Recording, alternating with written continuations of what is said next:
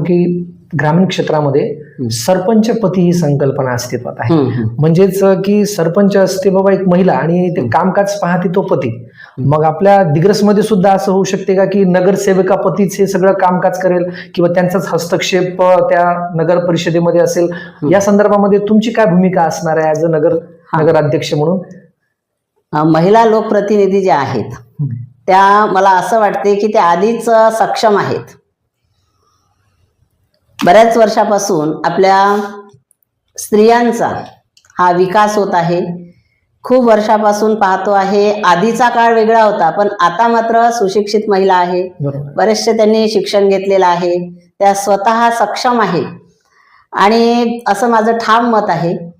तर त्या स्वतः निर्णय घेतील आणि नगर परिषदमध्ये आम्ही विकासाच्या कामासाठी त्यांना समान संधी देऊन योग्य निर्णय प्रक्रियेमध्ये त्यांना आम्ही सामावून घेऊ.